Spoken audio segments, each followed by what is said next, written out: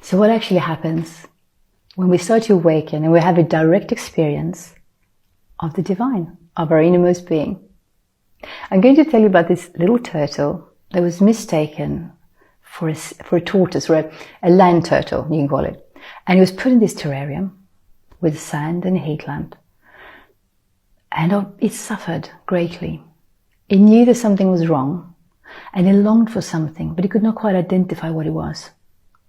And one day, it was out of the terrarium, walking around the house, and it noticed that the front door was open. And it strolled out into the garden, and there it saw this big puddle of water.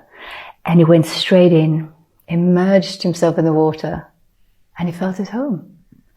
It was like this religious experience for the turtle. But after that, nothing was ever the same. And all he could ever think about and long for was the water. And I'd say it's like this, it's like that for us humans as well. We are so strongly affected by a direct experience of our innermost nature that when we've had that, that's all we think of and long for. And it can be difficult then to go back into our old habits, filters, identifications, masks and armor that we had before.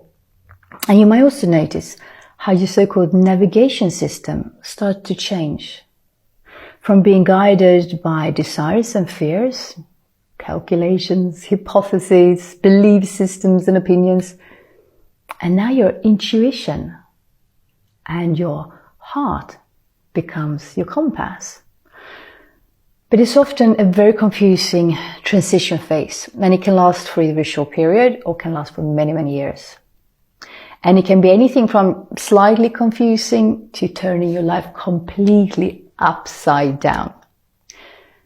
But then they also have this handful of individuals like Eckhart Tolle who woke up like that all of a sudden. His whole life experience, his whole experience of life, of himself, of the world, just changed in an instant. The thing is that everyone's journey is different and unique, and it should not be compared to anyone else's, thinking somehow that someone is more advanced, evolved, more awakened than anyone else. No.